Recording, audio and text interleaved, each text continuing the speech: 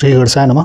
नमस्कार मित्रों, ज्योतिष विषय के अंतर्गत हम लोग बृहत पराशर होरा शास्त्र में ग्रहों की शयन आदि अवस्थाओं का अध्ययन कर रहे हैं, जिसमें कि सूर्य, चंद्र, मंगल, बुध, गुरु और शुक्र की शयन आदि अवस्थाओं का फल हम लोग पीछे के वीडियो में ज्ञात कर चुके हैं। आज इसी क्रम को हम लोग आगे बढ़ाएंगे और अगला क्रम जो आता है वह है शनि का। तो शनि यदि शयन आदि अवस्थाओं में जो पहली अवस्था है अर्थात शयना अवस्था में शनि किसी की कुंडली में आप पाएंगे तो वह जो है व्यक्ति को बाल्यावस्था में रोग देता है। रोग अर्थात किसी की कुंडली में यदि शनि शयना अवस्था में है तो ऐसे व्यक्ति के जीवन में ऐसा हो सकता है कि जब वह छोटा रहे तो ऐसे व्यक्ति को कोई रोग हो सकता है और ऐसा व्यक्ति भूख से पीड़ित होता है, अर्थात उसकी बहुत अच्छी स्थिति नहीं है। परंतु यह भी कहा गया है कि शनि यदि शयना अवस्था में हो तो व्यक्ति का भाग्योदय वृद्धावस्था में होता है, तो ऐसे व्यक्ति का बुढ़ापा बड़ा अच्छा होगा, ऐसा बृहत पराशर होरा शास्त्र से संकेत मिलता है। अगली अवस्था है उपवेशन अवस्था की। यदि शनि उपवेशन अवस्था में हो तो व्यक्ति शत्रु से प्रबल पीड़ित होता है। ऐसे व्यक्ति के शत्रु बहुत ज्यादा रहेंगे और वह शत्रुओं से बहुत परेशान होता है। ऐसा व्यक्ति व्यर्थ में खर्च करता है, व्यर्थ का खर्चा करता है और कई बार उसे चर्म रोग जैसे दांत खाज खुजली की संभावना बन सकती है और ऐसा व्यक्ति व्यर्थ का अभिमानी भी होता है और कई बार राजा से दंड अर्थात उसको गवर्नमेंट मशीनरी से कोई दंड या पेनाल्टी या पनिशमेंट मिल सकता है, ऐसी भी संभावना व्यक्त की गई है। अगली अवस्था है नेत्रपाणी अवस्था की। यदि शनि किसी की कुंडली में नेत्रपाणी अवस्था में है तो ऐसा व्यक्ति सुंदर स्त्री और संपत्ति से युक्त होता है, अर्थात यह व्यक्ति को बहुत अच्छा फल दे रहा है। कौन सा? जब शनि नेत्रपाणी अवस्था में हो और ऐसे व्यक्ति पर राजा और मित्र उपकार करते रहते हैं। ऐसा व्यक्ति जो है उसको राजा भी और मित्र भी उस पर उपकार करते रहते हैं, उसको मदद करते रहते हैं, उसको हेल्प करते रहते हैं। ऐसा व्यक्ति कई विद्याओं में निपुण, कलाओं का ज्ञाता होता है और प्रिय वक्ता होता है, अच्छे वचन बोलता है। ऐसे व्यक्ति की बातें बड़ी अच्छी होती हैं। कब? जब शनि नेत्रपाणी अवस्था में हो तब। यदि शनि प्रकाशन अवस्था में आ जाए तो व्यक्ति अनेक गुणों से युक्त, धन बुद्धि से युक्त, तेजस्वी, दयालु और ईश्वर का भक्त होता है। तो बड़ी अच्छी बात है जब शनि प्रकाशन अवस्था में हो। अगली अवस्था है गमनावस्था। गमनावस्था में यदि शनि है तो ऐसा व्यक्ति महाधनी, पुत्रवान, खर्च करने वाला, खूब खर्चा करता है और ऐसा व्यक्ति शत्रु की भूमि छीन लेने वाला होता है।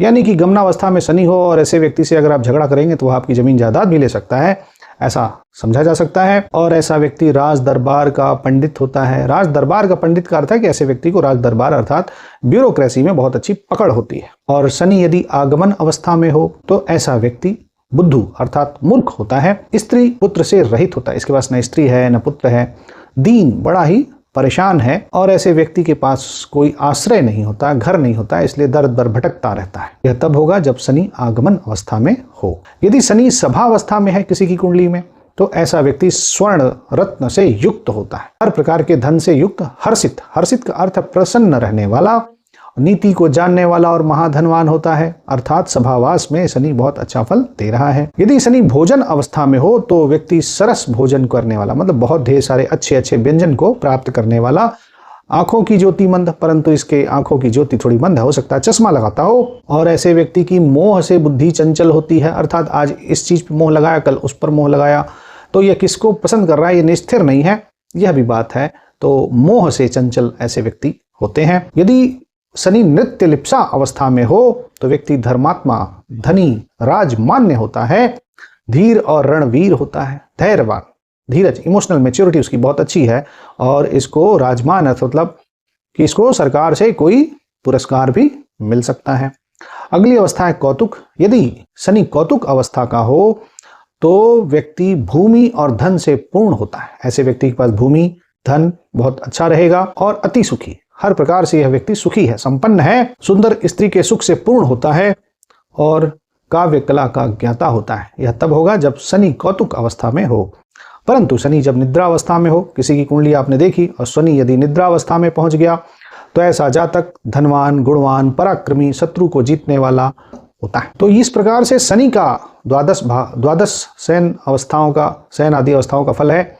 इसी क्रम में आज हम लोग राहु के भी फल को ज्ञात करेंगे। यदि राहु शयन अवस्था में है तो ऐसा व्यक्ति क्लेश से परेशान रहता है, आसपास उसके क्लेश बहुत रहता है, ऐसा क्लेश को आप ऐसा समझिए कि वह व्यक्ति जहाँ है आसपास लोग पॉलिटिक्स बहुत करते हैं और ये व्यक्ति पॉलिटिक्स से परेशान हो जाता है। परंतु राहु यदि शयन अवस्था में हो, वृष राशि, मेष राशि, मिथुन राशि और कन्या राशि का हो, तो फिर यह शुभ फल में परिवर्तित हो जाता है और व्यक्ति धन धान से संपन्न हो जाता है। और यदि राहु उपवेशन अवस्था में है तो ऐसा व्यक्ति दाद के रोग से पीड़ित होता है, अर्थात इसको किसी प्रकार की स्किन का इशू हो सकता है। और ऐसे व्यक्ति की स्थिति ऐसा होती है कि राजभवन में मान्य होता है, अर्थात गवर्नमेंट ऑफिसर्स के बीच में इसकी बड़ी पहचान होगी, बड़ी इज्जत होगी, परंतु यह धन से हीन होता है। यदि राहु नेत्रपाणी अवस्था में है तो ऐसा व्यक्ति को किसी प्रकार का नेत्र रोग हो सकता है, इसकी आंखों में किसी प्रकार की समस्या हो सकती है। साथ ही ऐसे व्यक्ति को दुष्टों का भय होता है, चोरों का भय होता है और शत्रुओं का भय होता है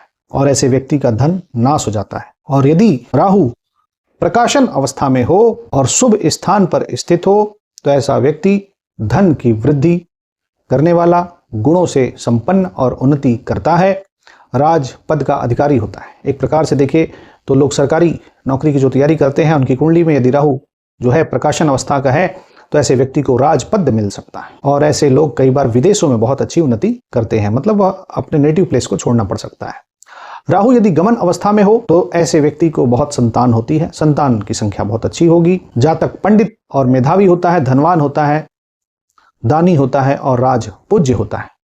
यह तब होगा जब राहु गमन अवस्था में होगा। यदि राहु आगमन अवस्था में है तो ऐसा जातक निर्बुद्धि, ऐसे व्यक्ति के पास कोई बुद्धि नहीं होती है, धनहीन होता है, कुटिल होता है, हर बात में चालबाजी चालाकी करता है, कुटिल होता है, कृपण होता है, कंजूस होता है और कामी भी होता है, बहुत ढेर सारी इच्छाएं उसने पाल रखी हैं। राहु यदि सभावास अवस्था में हो तो ऐसा व्यक्ति पंडित होता है, विद्वान होता है, पंडित का अर्थ है विद्वान होता है, कंजूस होता है, कामी होता है और नाना गुण युक्त होता है, धनी होता है और सुखी होता है। राहु यदि सभा अवस्था में हो, सभावास में हो तो ऐसा व्यक्ति पंडित, कृपण, कामी, नाना गुण युक्त, धनी और सुखी होता है।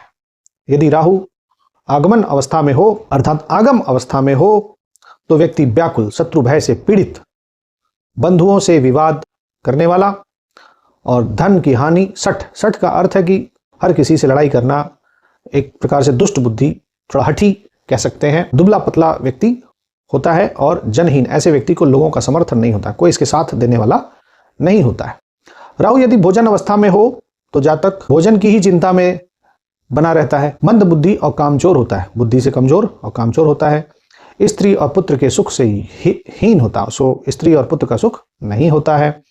राहु यदि नृत्य लिप्सा अवस्था में हो तो जातक को रोग बढ़ता ही रहता है। यदि राहु नृत्य लिप्सा में है, ऐसे व्यक्ति को कोई रोग हो जाए तो उसका रोग दिन प्रतिदिन बढ़ता ही रहेगा। शत्रु का भय होता है ऐसे व्यक्ति को और धन और धर्म का क्षय करता रहता है। राहु यदि कौतुक अवस्था का हो किसी की कुंडली में तो ऐसे मनुष्य का रहने का कोई ठिकाना नहीं होता है। ऐसा व्यक्ति पर स्त्रीगामी अर्थात दूसरे की स्त्री में स्नेह रखने वाला और चोर होता है, चोरी भी करता है। यदि राहु निद्रावस्था में हो तो व्यक्ति गुण से युक्त होता है, गुणवान होता है, समूह से युक्त होता है, इसको समाज का बल होता है, स्त्री पुत्र के सुख से सुखी होता है, इसको स्त्री का भी सुख अच्छा है, संतान का भी सुख अच्छा है, धनी है, गर्वीला है और धीर है। धीर का अर्थ है इमोशनली मैच्योर्ड है। तो देखिए ये जो शब्द हैं, इन शब्दों को ठीक ठीक वैसे ही अप्लाई नहीं कर देना चाहिए, आज के कालखंड के हिसाब से बहुत ही विवेकपूर्ण प्रयोग करना चाहिए। मगर जो पुस्तक में लिखी हुई बातें हैं हम उनको भी बता देना चाह रहे हैं। उसके साथ साथ हम आपको यह भी बताना चाहते हैं कि इन शब्दों को ठीक ठीक वैसे ही अप्लाई करने के स्थान पर उनसे निकलने वाले और भी तारतम्य को समझना चाहिए। एक ग्रह सब फलित नहीं दे रहा है, सभी ग्रह मिल करके एक फल दे रहे होते हैं, इस चीज को हमें समझना चाहिए। तो अभी हम एक एक ग्रह की बात ले रहे हैं, बाद में इसकी एनालिसिस की जाएगी। अगला जो ग्रह है वह है केतु। अब केतु की शयन आदि अवस्थाओं का फल जानते हैं।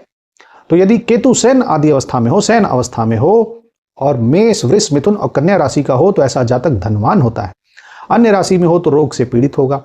उपवेशन अवस्था में यदि केतु है किसी की कुंडली में तो दांत, खुजली और शत्रु, राजा, सर्प और चोरों का उसको भय रहता है, हर तरह का उसको कष्ट का भय है। नेत्रपाणी अवस्था का यदि केतु है तो फिर जातक नेत्र रोग से युक्त, उसकी आंखों में कोई रोग है, दुष्ट सर्प युक्त होता है, अर्थात इसको सांप काट सकता है, इसको शत्रु परेशान कर सकते हैं। ऐसा व्यक्ति खुद भी थोड़ा सा दुष्ट स्वभाव का होगा और इसको राजा का भय होता है, अर्थात यह कोई गलत काम करेगा तो गवर्नमेंट इसको पकड़ सकती है, पुलिस इसको पकड़ सकती है। प्रकाश अवस्था का यदि केतु हो तो ऐसा व्यक्ति धनी होगा, धर्मात्मा होगा, विदेशवासी होगा, घर से दूर विदेश में चला जाएगा, उत्साही होगा, सत्व प्रकृति का होगा और राजा का सेवक होगा। यदि गमन अवस्था का केतु यदि किसी की कुंडली में है तो ऐसा जातक बहुत पुत्र वाला, धनवान, विवेकी, गुणवान, दानी और पुरुषों में श्रेष्ठ होता है। आगमन अवस्था का यदि केतु है तो ऐसा जातक अनेक रोग, धन का नाश करने वाला, अनेक रोगों से युक्त, दंत रोग, उसको दांत का कोई रोग होता है और कोई महारोग, कोई बड़ा रोग हो सकता है जिसका लाइलाज हो, और दूसरों का निंदक होता है, ये बहुत दूसरों की आलोचना करता रहता है। यदि केतु सभावास अवस्था का हो तो ऐसा व्यक्ति वक्ता, बहुत अच्छा बोलने वाला, गर्व से युक्त, कृपण, थोड़ा कंजूस और लंपट। लंपट का अर्थ है थोड़ा सा एक जो सीरियस ना हो, हर जगह कैजुअल एटीट्यूड रखता हो, धूर्त, विद्याओं से निपुण होता है, थोड़ा धूर्त भी होगा और विद्याओं से निपुण भी होगा। आगम अवस्था, आगम अवस्था का यदि केतु है तो ऐसा व्यक्ति पापियों का सरदार होता है, कई लोगों को जोड़ करके कुछ गलत काम करता हो, ऐसा व्यक्ति हो सकता है। बंधु से विवाद करने वाला, अपने ही भाई से, अपने ही मित्रों से विवाद करता है, दुष्ट, शत्रु और रोग से पीड़ित होता है।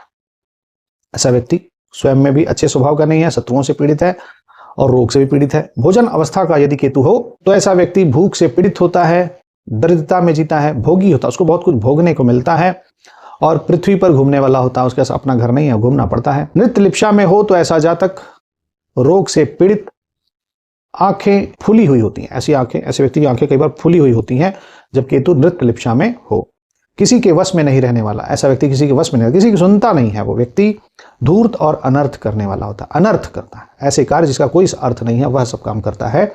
और यदि केतु कौतुक अवस्था में हो, स्थानहीन, ऐसे व्यक्ति के पास कोई अपना स्थान नहीं होता है, दुराचारी, दूसरों के साथ बुरा व्यवहार करता है, दरिद्र होता है और घूमने वाला होता है, घुमक्कड़ होता है। यदि केतु निद्रा अवस्था में हो तो ऐसा व्यक्ति धन धान्य से सुखी होता है, अनेक प्रकार के गुणों से युक्त और चिंतन मनन वाला व्यक्ति होता है जब केतु निद्रावस्था में हो, अर्थात व्यक्ति ध्यान कर सकता है। इसी क्रम में सभी ग्रहों की शयन आदि अवस्था बताने के बाद ग्रंथकार ने कुछ अन्य पंक्तियां भी लिखी हैं। उनमें बताते हैं कि जन्म समय में यदि शयना अवस्था में शुभ ग्रह हो, कोई ग्रह जो कि शुभ है और वह शयन अवस्था में हो तो उस जिस भी भाव में बैठेगा उस भाव के शुभ फल प्रदान करता है। और भोजन अवस्था में कोई पाप ग्रह बैठा हो तो जिस भाव में हो उस भाव के फल को नष्ट कर देता है। पाप ग्रह भोजन अवस्था में जिस भी भाव में बैठा रहेगा उस भाव का फल समाप्त कर देगा। शयन अवस्था में शुभ ग्रह जिस भाव में बैठा रहेगा उस भाव का शुभ फल प्रदान कर देगा। पाप ग्रह निद्रा अवस्था में यदि सप्तम भाव में हो, पाप ग्रह हो निद्रा अवस्था में चला जाए और यदि सप्तम भाव में हो तो इसको शुभ फल समझना चाहिए, परंतु उस पर यदि पाप ग्रह की दृष्टि हो, अब निद्रावस्था का कोई ग्रह सप्तम भाव में बैठा है परंतु उसको कोई पाप ग्रह देख ले तो फिर यह सुफल नहीं होता। पंचम भाव में यदि पाप ग्रह निद्रा या शयन अवस्था का हो, निद्रावस्था में या शयन अवस्था में कोई ग्रह बैठा है, पंचम भाव में बैठा है, तो ऐसा ग्रह सुफल प्रदान कर देता है। कई बार आप देखते होंगे कुंडली में पंचम भाव में पाप ग्रह तभी उनकी संतान होती है, तो देखिए कहीं वह निद्रावस्था या शयन अवस्था में तो नहीं है। यदि अष्टम भाव में पाप ग्रह निद्रा या शयन अवस्था में हो तो उस जातक की राजदंड से अपमृत्यु होती है। यानी कि अष्टम भाव में कोई ग्रह बैठा हो, निद्रा या शयन अवस्था का हो, सो गया है, निद्रा या शयन अवस्था का हो, तो ऐसा जातक राजदंड से मृत्यु, मतलब उसको बड़ा दंड, कठोर दंड मिल सकता है। यदि उस पर शुभ ग्रह की दृष्टि का योग हो, अब ऐसे में ग्रह तो बैठा है निद्रावस्था में या शयन अवस्था में और पाप ग्रह है परंतु उसको शुभ ग्रह की दृष्टि कोई लग रही हो, तो ऐसा जातक गंगा आदि तीर्थ स्थान में मृत्यु होती है, अर्थात उसको किसी तीर्थ यात्रा पर घूमने गया और वहां पर उसकी मृत्यु हो सकती है। यदि दसम स्थान में चंद्रमा कौतुक या प्रकाश अवस्था में हो तो निश्चय ही राजयोग होता है। तो चंद्रमा कौतुक अवस्था का होकर के दसम भाव में हो तो ऐसा व्यक्ति के लिए बहुत बड़ा राजयोग हो जाता है। और दसम स्थान में कौतुक या प्रकाश अवस्था में हो तो भी यह चंद्रमा हो तो यह भी राजयोग होता है। चंद्रमा से संकेत सिर्फ चंद्रमा से ना लेकर के हमें और भी ग्रहों से संकेत लेना चाहिए, अर्थात कोई भी शुभ ग्रह यदि दसम भाव में हो या दशमेश जो है वह कौतुक अवस्था में या प्रकाश अवस्था में हो तो जातक राजा या राजा के तुल्य होगा, ऐसा समझना चाहिए। तो कौतुक अवस्था में दसम भाव से संबंधित ग्रह बहुत ही अच्छा फल दे रहा है। इन ग्रहों की अवस्था को उनके बल के अनुरूप समझना चाहिए और एक ग्रह की एक ही अवस्था के हिसाब से कभी भी फलित नहीं कहना चाहिए कि आपने कोई एक ग्रह का एक अवस्था देख ली और फिर लगे फलित बताने। अरे भाई, सबका तारतम्य है, अवस्था एक चीज है, अवस्था के अतिरिक्त हमने इसके पहले कई बातें बताई हैं। उन सब का समन्वय करने के बाद, व्यक्ति को समझने के बाद, देश काल परिस्थिति को समझने के बाद बहुत ही गहरा विजडम लगता है। इसलिए इन फलित को सीधा प्रयोग करने से पहले किसी अनुभवी गुरु से पहले ज्योतिष की शिक्षा प्राप्त करें, उसके बाद फिर इसका प्रयोग करने का समझें, क्योंकि इसमें बहुत विवेक की आवश्यकता होती है। किसी की कुंडली में ऐसे ही सीधा सीधा फलित कहना उचित नहीं है। पूरा विचार करें फिर कुछ कहें। तो मैंने आज ग्रहों की अवस्थाओं का यह अध्याय संपन्न किया है। इसके पहले भी काफ़ी वीडियो हमने बनाए थे ग्रह की अवस्थाओं के बारे में।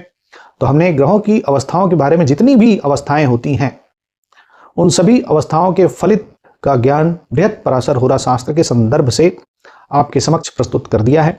मैं आशा करता हूं मेरा यह प्रयास आपको पसंद आया होगा। कृपया मेरे इस वीडियो को लाइक करें, शेयर करें, सब्सक्राइब करें। यह समझें कि यही गुरु दक्षिणा है, और आपके प्रश्नों को मैं समझ करके आपके प्रश्नों को आगे उत्तर भी देता रहता हूं। मैं आशा करता हूं कि आपको यह मेरा वीडियो पसंद आया। कृपया मेरे वीडियो को लाइक करें, शेयर करें, सब्सक्राइब करें। आपका बहुत बहुत धन्यवाद। नमस्कार।